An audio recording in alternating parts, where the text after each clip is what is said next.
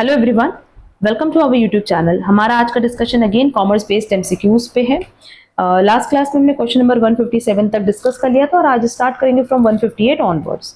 लिखा है depreciation is provided for current asset, fictitious asset, liquid asset और fixed asset. No doubt अगर depreciation की बात करें तो ये फिक्स्ड एसेट पे ही एप्लीकेबल होता है।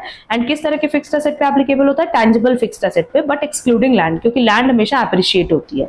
Production essentially means fabrication of a product, making of tangible goods, all functions to give a product its value, supplying a need.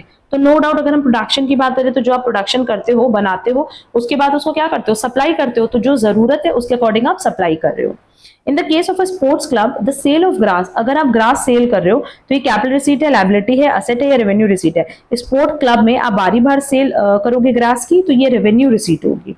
Next, the provision of schedule 3 to the companies act 2013, ये किसके लिए apply होती है? All companies, all public companies, all companies bearing those whose final accounts are governed by special enactments, none of the above. ये basically सारी companies पे ही applicable होती है, तो करेक्ट आंसर होगा C. Next, identify the extractive industry among the following, nursery, forestry, mining, paper. Extractive बोला है तो करेक्ट आंसर होगा सी। Next, the annual installment to depreciation fund for replacement of a fixed asset is a charge against profit and appropriation of profit, both of the above, none of the above। हमने पहले भी बताया कि अगर depreciation की बात करें तो ये charge against profit है। कंपनी के पास profit हो या ना हो, कंपनी को depreciation देना होगा। Next, a new products development would be determined by all the departments named below except one. Pick the irrelevant function out. Engineering, purchase, production, personal. अब इंजीनियरिंग, प्रोडक्शन और पर्सनल ये तो आपस में रिलेटेड है, पर परचेज ये रिलेटेड नहीं है, तो करेक्ट आंसर हो जाएगा बी, कि बी ऑड वन आउट है। The procedure for forfeiture and reissue of shares, ये कहाँ कंसिडर होगा? आर्टिकल ऑफ एसोसिएशन में, क्योंकि इसी में सारे रूल्स एंड रेगुलेशंस कंसिडर किए जाते हैं। अगर मेमोरेंडम की बात करें तो मेमोरेंडम में सिर्फ और सिर्फ 6 क्लॉज होते हैं, उन्हीं को कंसिडर किया जाता है। Clear?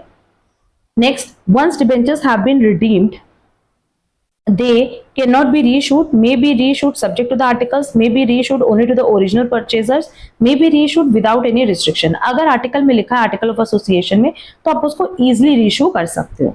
Which of the following refers to genetic industry? अगर जेनेटिक की बात करें तो करेक्ट आंसर होगा डी, फिश कल्चर। अगेन देखो, ये सारे MCQs exam point of view से बहुत रेलेवेंट है।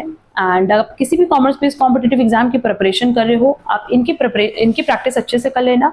आज की क्लास की पीडीएफ आपको हमारे टेलीग्राम चैनल पे मिल जाएगी। एंड किसी भी क्वेश्चन में कोई डाउट हो प्लीज कमेंट बॉक्स में कमेंट करके जरूर पूछना। अब हम लोग मिलेंगे हमारी नेक्स्ट क्लास में। आज के लिए बस इतना। Thank you so much.